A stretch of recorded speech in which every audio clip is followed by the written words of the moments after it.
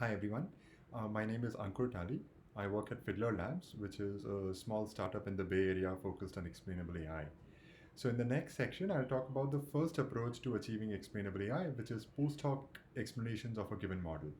So, here we are provided with a trained AI model, it's a black box model, and then we'll try to explain its behavior. In particular, I'll be focused on explaining individual predictions. So, given a prediction, we ask this question, why did the model make this prediction? So, for instance, if you have this image which an object recognition model labels as a fireboat, then we ask, why did the network label it as a fireboat? Is it what pixels in this image cause the network to think it's a fireboat? Is it the bridge? Is it the sky? Is it the water under the bridge? Is it the water spouts? What makes it a fireboat in the model's eyes?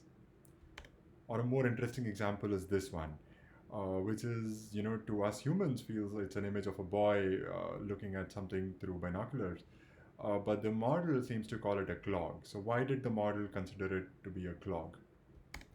A more relevant and practical example is, someone asking a bank for a credit line increase, and then the bank going and consulting a credit lending model. The model comes back saying the score is zero point 0.3, which is too low, and therefore the request is denied.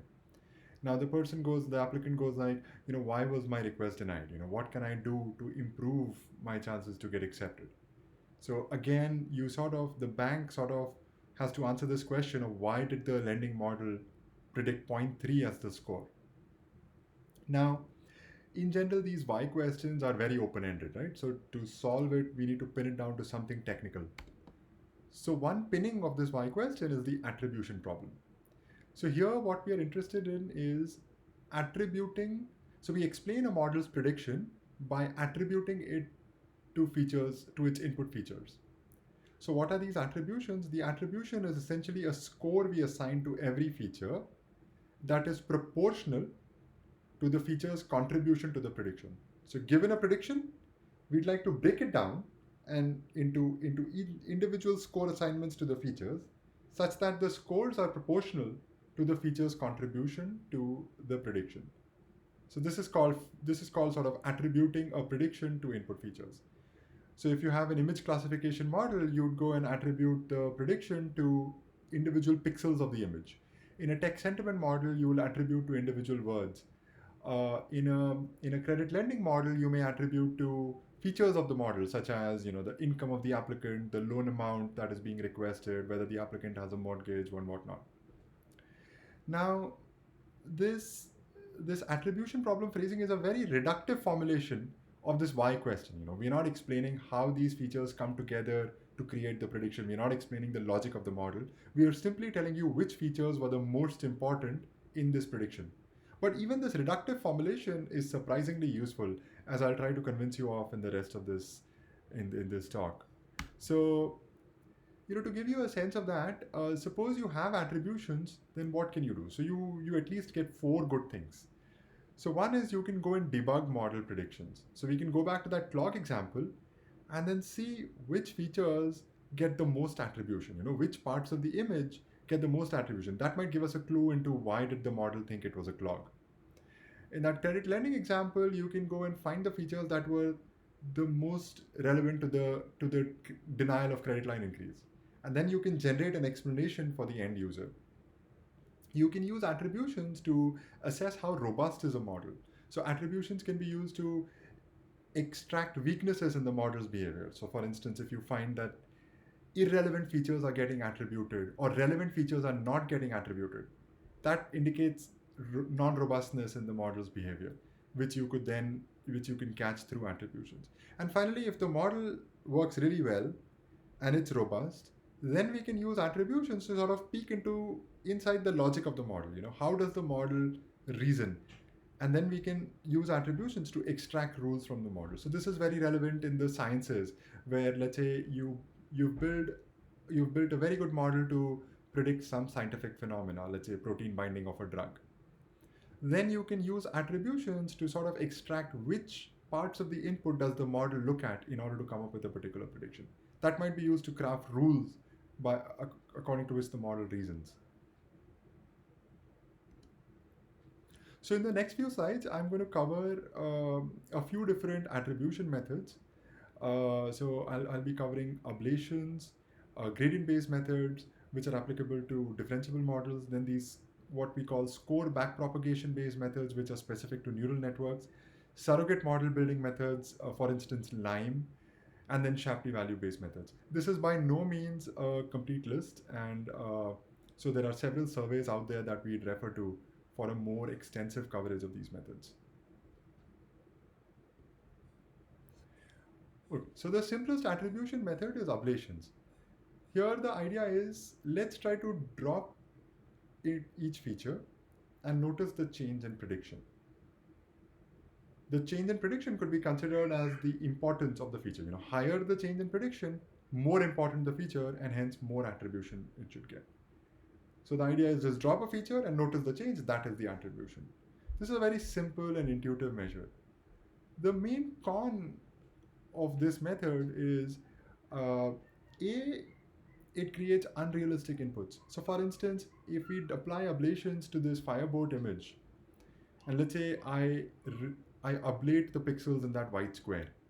Now the prediction might change, but is it because important pixels are absent, or is it because now there's a square in the image, which is sort of throwing the model off? The other issue with ablations is that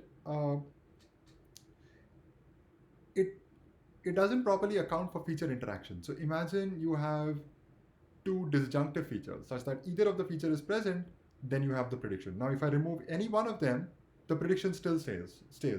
So that tells me that the feature is not important. On the other hand, if two features are conjunctive, then removing either one of them will drop the prediction. So in this case, I will over-attribute. I'll consider both of them are highly important. And finally, in these image-like models, which have lots of features, ablations can be computationally expensive because you have to go and ablate every single pixel.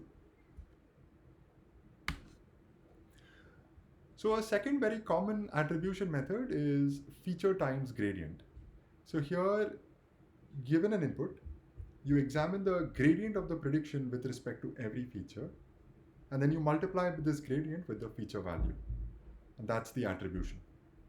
So the intuition here is that the gradient essentially captures the sensitivity of the output with respect to the feature. So it's mathematically a gradient is a partial derivative of the output. So dou y by dou xi.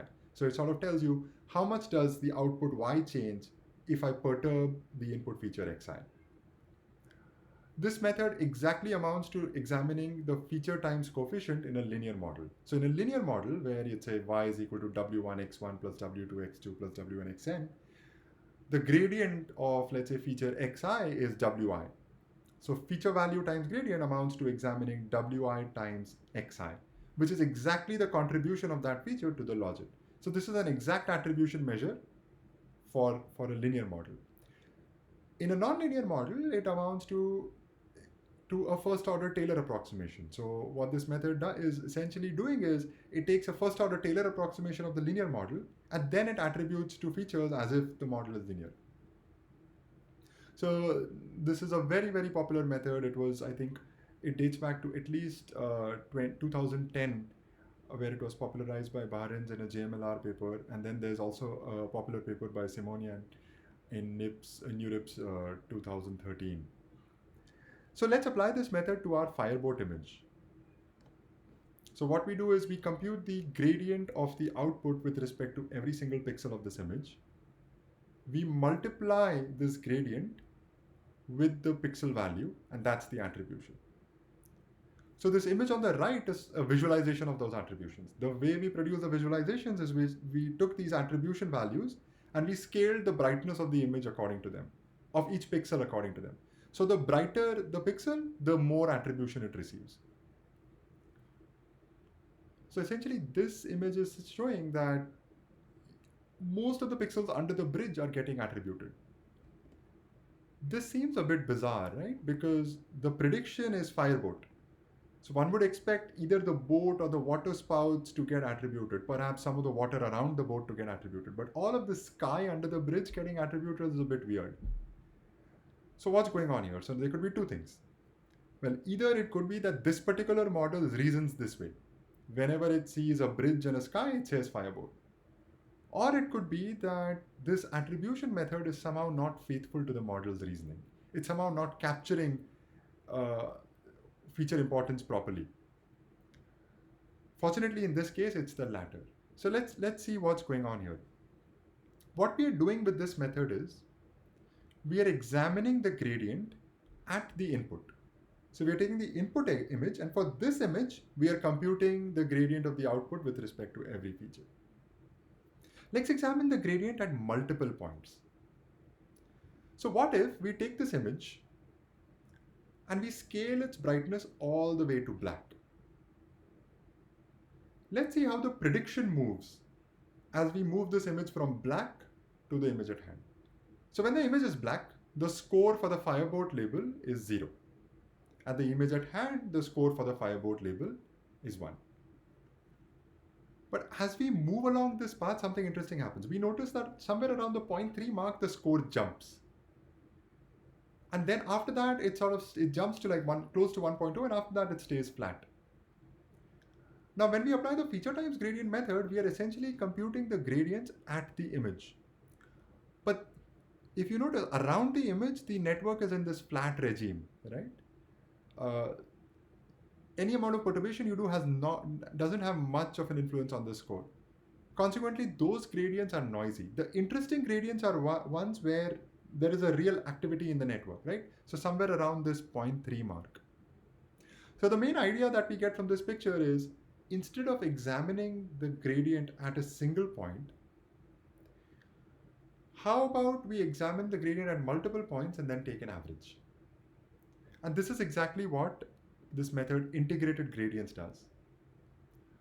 So what integrated gradients does is it takes the image at hand, the input at hand, and a baseline input. It takes the straight line path from the input to the baseline. So essentially you are interpolating between the baseline and the input, a linear interpolation between the baseline and the input. You take the gradients of all those points and then you integrate them along the path. So with integrated gradients, you get much more plausible looking attributions. You can see that the water spouts are getting highlighted, the boat itself is getting highlighted, these seem like more relevant features to a firebolt prediction.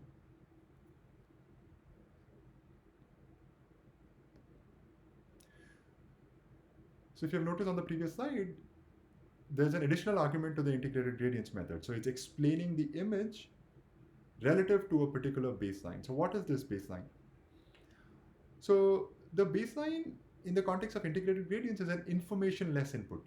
So it's an input where the network's prediction is neutral, and essentially there is no signal in the input. So a black image is a good example of a baseline. For a text model, one would pick empty text or the zero embedding vector as a baseline. You want something that is truly empty in the eyes of the network. Then what the method is doing is sort of explaining the image relative to this empty point. In a sense, it sort of serves as the 0 point of the axis, right? So it's once you fix your 0, then all attributions are relative to the 0 point. We'll revisit this point about baselines later in the talk. Okay. So let's look at how does one evaluate an attribution method. So this is actually a thorny problem for all of explainability. The issue here is that there is no real ground truth for what an explanation is. You have this alien mind, this model that you're trying to explain.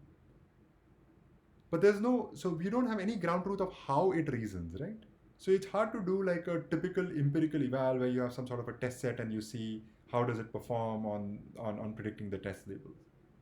So instead, people try to evaluate attribution methods indirectly. So one idea is ablations. So the intuition here is that features that get a large amount of attribution should have the biggest impact on the prediction when ablated. So if you take the top highly attributed features and you ablate them, you should see a large drop in the prediction. And that will be a validation of the attribution method. Now the problem here is again the problems we discussed with ablations. Let's say I ablate the pixels in that square and the prediction drops, but again, I don't know if it's because important pixels are missing or because now the image has a square. The other evaluation that people often do is a human eval. So you run these attributions by a human.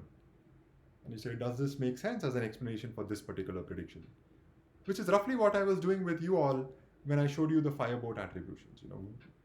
We as humans felt that what integrated gradients produced are reasonable attributions for a fireboat. But this eval also has problems. The network need not think the way we think, right? So the network's reasoning could be completely different. The other issue with this eval is confirmation bias. We'll tend to pick models, or we'll tend to validate attribution methods wherein the explanation agrees with how we think. But the real mandate of an attribution method is to be faithful to a network or the model and not to us. So a different way to justify an attribution method is this axiomatic justification idea.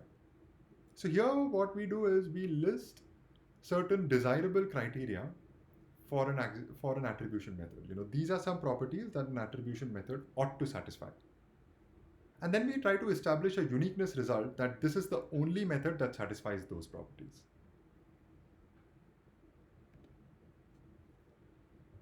So integrated gradients is justified in this axiomatic manner. So the paper proves a theorem saying that it is the unique path integral method satisfying 6 axioms: sensitivity, insensitivity, linearity, preservation, implementation invariance, completeness, and symmetry. I don't have time to go into all of these. I can tell you about one of these. So sensitivity. So sensitivity says that if changing a feature between a baseline and an input changes the prediction, then that feature ought to get some attribution. On the other hand, insensitivity says that if a feature is if a prediction is if a feature is mathematically irrelevant to a prediction, so if it's like a dead feature, it doesn't matter to the model function, then it should get 0 attribution. And there are 6 such axioms that sort of govern what properties an attribution method should satisfy, and integrated gradients is unique under those 6 axioms. So this idea of axiomatic justification, and actually the integrated gradient method itself, is inspired from attribution methods in game theory, which I'll discuss in the later part of this talk. So there I would discuss another method called Shapley values, which also comes from game theory and also has a similar axiomatic justification. Okay, let's look at some applications of integrated gradients. So let's go back to that clog image and see why did the model consider it as a clog. So here are the attributions. You can see that pixels around the boy are getting highlighted. So if you kind of squint at it, you can see the red jacket that the boy is wearing sort of looks like a clog. So it's like an optical illusion for the model.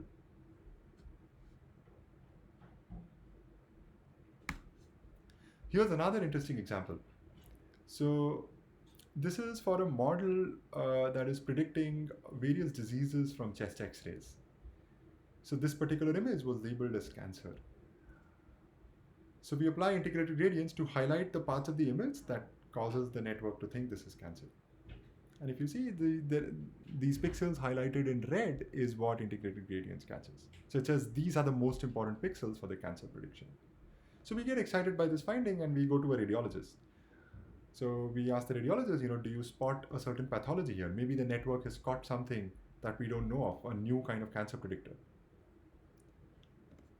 So the radiologist looks at the image and the highlighting and says that, the highlighting is where, if you notice, next to the highlighting, there are pen marks. So what integrated gradients is blaming is really those pen marks. Now what's going on here is these are real patient images. The images that had cancer were annotated by the radiologist. They had markings. The original image had markings. What the model had learned to predict, the way the model was predicting is by simply detecting presence of the markings, right? Which is a perfectly good predictor for disease, but it's not a causal predictor.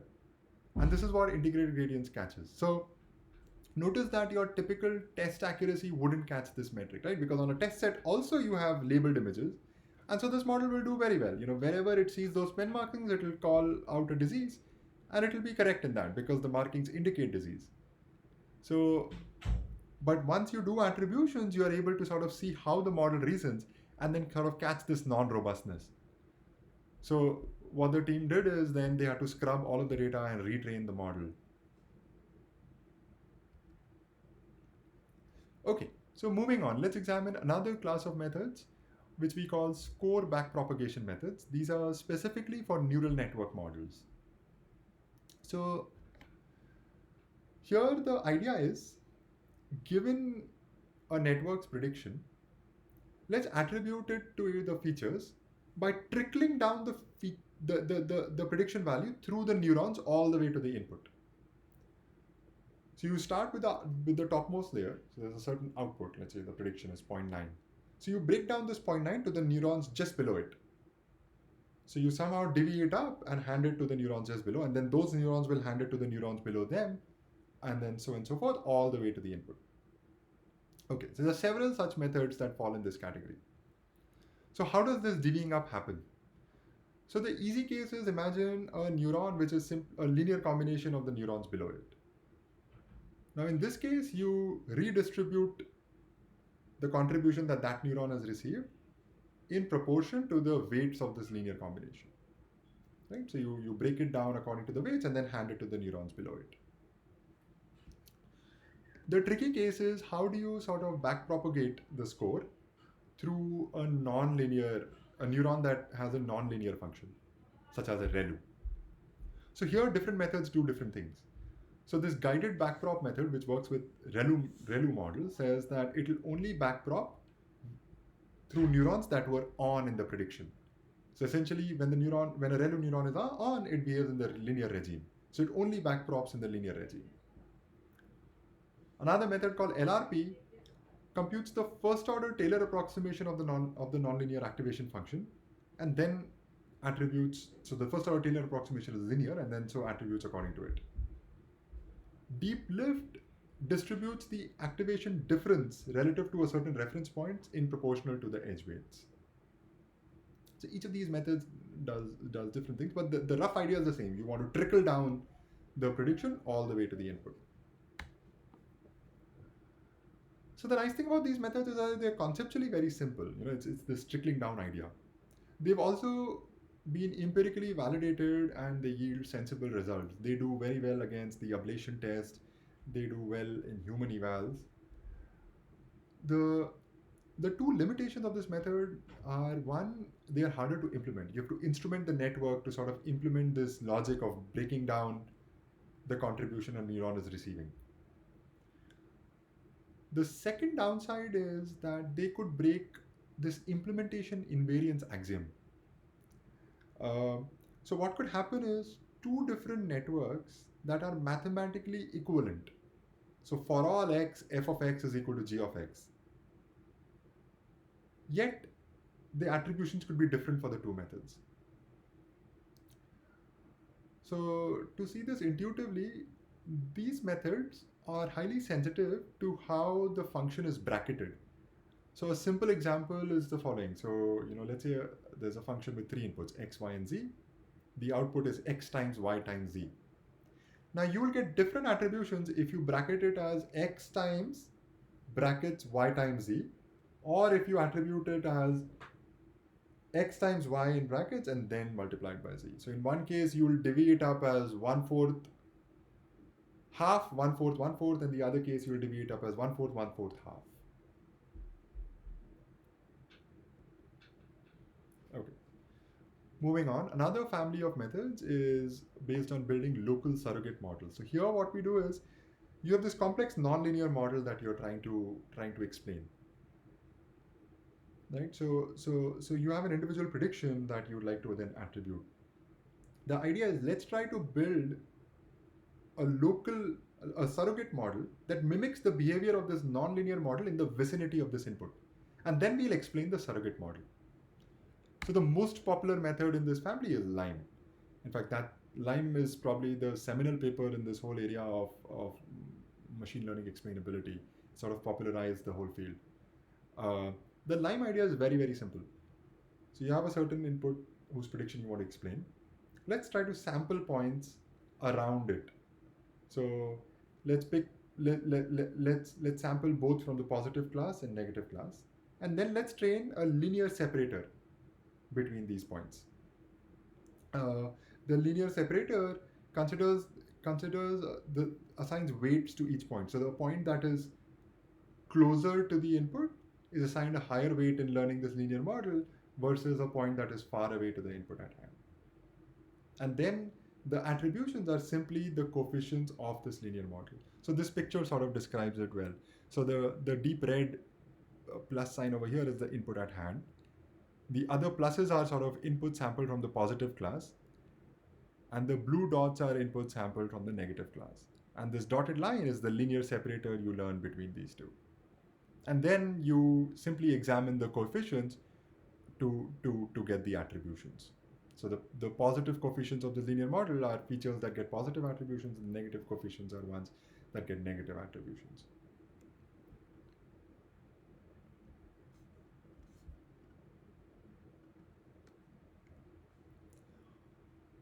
Another idea along these same lines, in fact, by the same authors of building local surrogate models, is anchors. So here, instead of a linear model, what you try to learn is you learn if then else rules that capture the local behavior of the model around this input. So again, the idea is similar. You sample points around in the vicinity of the input, but then you try to fit them. You try to learn an if then else rule on those points. The main advantage of this method over Lime is that if condition. So you get a certain precondition for where the rule applies.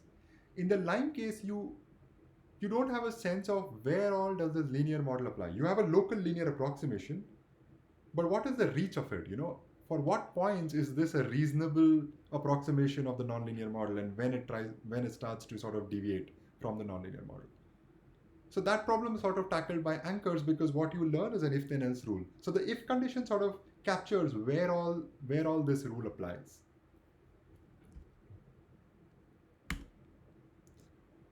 Now let's look at this another very popular family of methods that are based on Shapley values.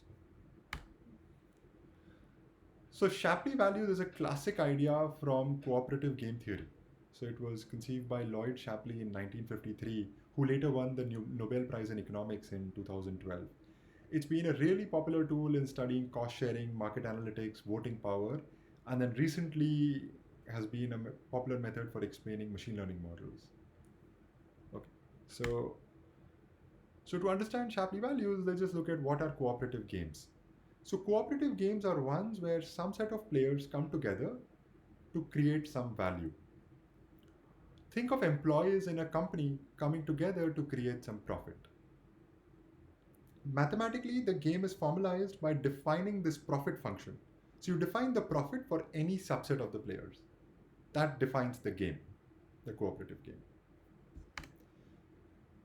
Shapley values is a fair way to distribute the gain to the players. So think of bonus allocation to the employees. So you have some set of employees coming together and creating some profit. That's the cooperative game. And then Shapley values is a method to divvy up this profit to each of the employees such that the allocation is commensurate with the employee's contribution to the profit. The beauty of Shapley values is that it's the unique method that satisfies 4 very simple axioms. Before discussing the axioms, let me tell you how the method works. So the idea is actually conceptually very simple. What you do is you take all permutations of the players. And then in each permutation, you add the players to the coalition in that order. So initially you have no players in the coalition and there's 0 profit made. Then according to this ordering of the players, you bring the players in one by one. And you note the marginal increase in the profit. That goes into that player's account. So you do this for all the permutations, and then you average the marginal contribution that each player has. That's the Shapley value of that player. So a simple example will make this clear. So imagine you have 2 employees, Alice and Bob. Initially, when there's no employees, there's no profit made. Let's say Alice alone makes $20 of profit. Bob alone makes $10 of profit, and Alice and Bob together make $50 of profit. So to compute Shapley values, we look at the two permutations here: Alice Bob, Bob Alice. In Alice Bob, Alice goes first. She makes $20 of profit, so that's her marginal contribution. Then Bob comes in. Now the profit jumps to 50. So Bob's marginal contribution is $30. In the Bob Alice permutation, Bob goes first. He only makes $10. Then Alice comes, the profit jumps to 50. So Alice's marginal contribution is $40. So if you average it out, you get $30 as Alice's Shapley value and $20 as Bob's Shapley value. So as I mentioned before, the beauty is that the Shapley value allocation is unique under 4 simple axioms. No other method satisfies these 4 axioms. So let's look at these. So the first axiom is dummy. The dummy axiom says that if a player never contributes to the game, then it must receive 0 attribution. The efficiency axiom says that the contributions assigned to all the players must add up to the total profit that's made. Symmetry says that if 2 players are symmetric, that means if you add player 1 to the coalition or you add player 2 to the coalition, the same increase in profit happens. Then those 2 players must get equal attribution. And then linearity says that if you can express if the profit function or the game function is a linear combination of 2 subfunctions, then attributions from the original function should be a linear combination of the attributions from these subfunctions. Under these 4 axioms, Shapley values is the unique method.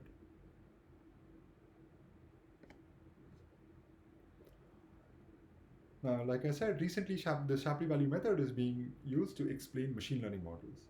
So how does that work? So the key step here is to define a cooperative game based on the model prediction at an input. The way you do that is you think of the prediction as the profit that's made. And the players are the features of the input. So in a sense, the features are coming together and creating some amount of profit, which is the prediction.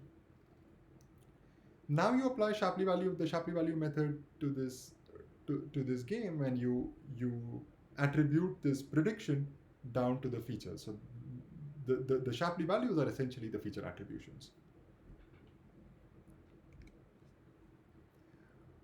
Now, to formulate a cooperative game, we have to define the game function for all subsets of players, right?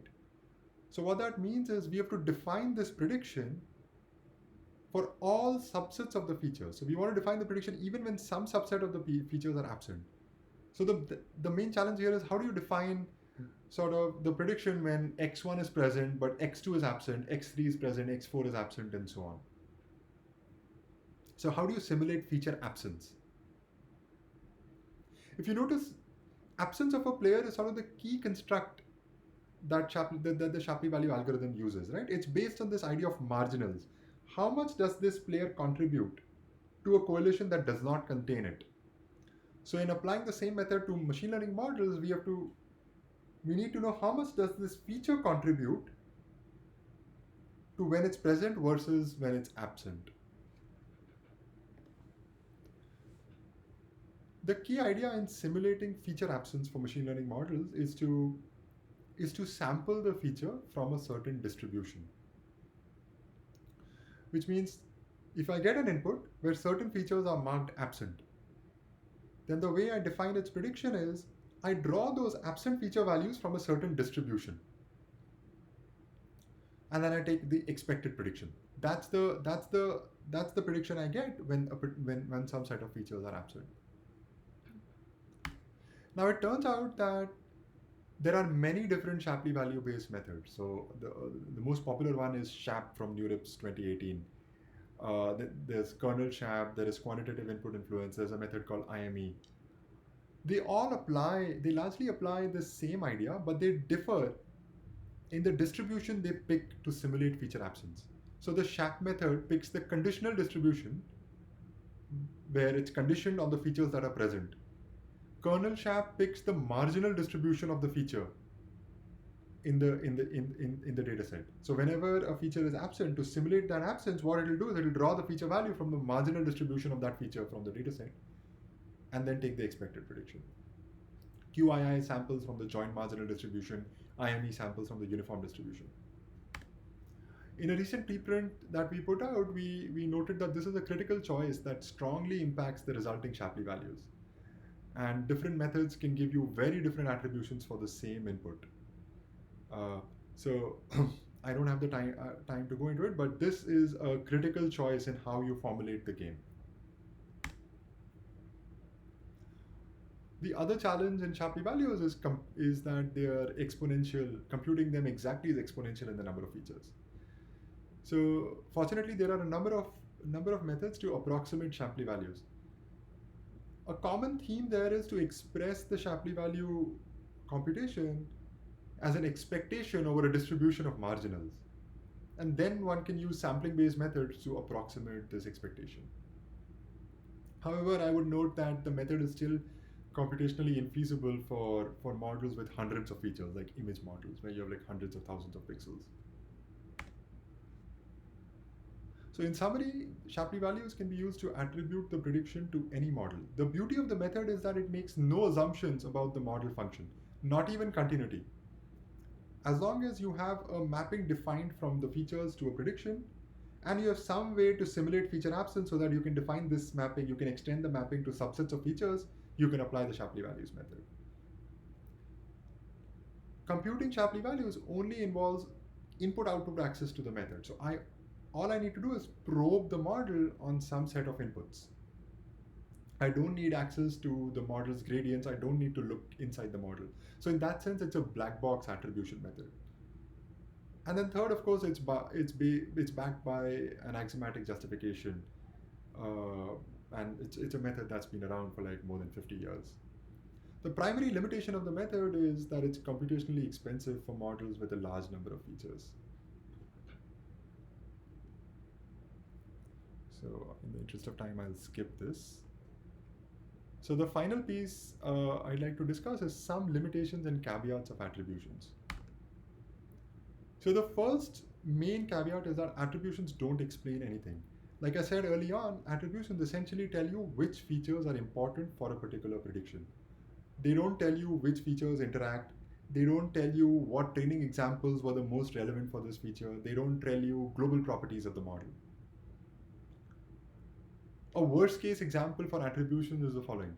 So imagine a model that predicts true when there are even number of black pixels and false when there are odd number of black pixels. Now, attributions is not a good way to explain the behavior of such a model, because what will happen is you will get most of the pixels will be marked as important. In general, attributions are useful when the network's logic entails that a strict subset of the input features are important. So this is the case if you notice in those medical diagnosis model. So while the network looks at the whole image, usually the disease prediction is based on small regions of the image. It's not that the whole image is coming together to make a disease prediction. So in cases where the prediction logic comes from some local parts of the input, that's where attributions are very good, because then it can draw your attention to what those parts are.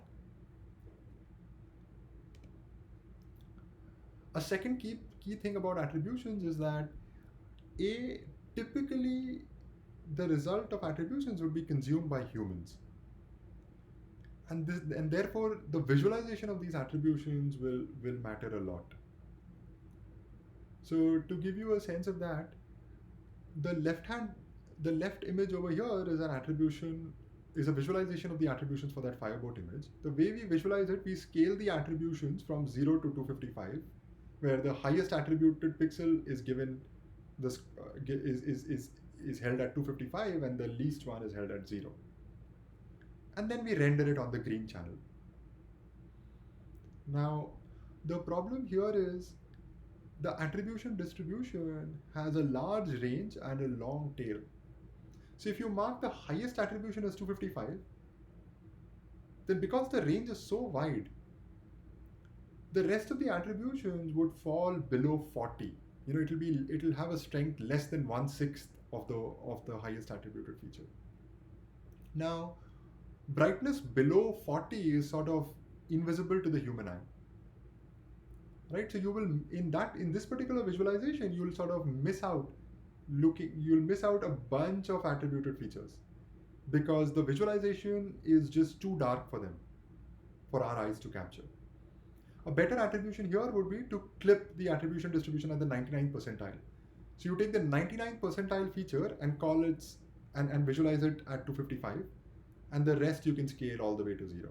And that's how we produce the image on the right. You can see that many more pixels are now highlighted. So this is a more faithful visualization of the attributions. The last point I want to leave you with is that baselines are very important. So if you notice, the integrated gradients method has a baseline input. It's attributing a prediction at an input relative to a certain baseline. The Shapley value methods also internally involve a baseline, which is basically the reference distribution that they use to simulate feature absence. So, and like I mentioned, the attributions are highly sensitive to that choice of baseline. This idea that explanations are sensitive to a certain baseline or a norm is not new. In fact, there is plenty of research in cognitive psychology saying that human reasoning is always relative to a baseline and that baselines vary across contexts. So a classic example from this paper called Norm Theory by Kahneman and Miller is the following. So a man suffers from indigestion. The doctor blames it to the stomach ulcer, whereas the wife blames it on eating turnips. And both of these are actually correct explanations. It turns out that they are both explanations relative to different baselines. So the doctor's baseline is other patients. The doctor goes like, why does this patient complain of indigestion whereas my other patients don't? Well, this patient has a stomach ulcer, so perhaps that's to be blamed. The wife goes like, why does he complain? Why is he complaining of indigestion today versus other days? Well, today he ate turnips, so it must be the turnips. So again, both these are correct explanations except that they are relative to different baselines. So whenever we are thinking about explanations, we have to think of them as sort of contrastive objects. They're always explaining a certain event relative to something else. All right, I'll stop here and hand it to Varun to tell you more about global explainability methods that can explain the model more globally. Thank you.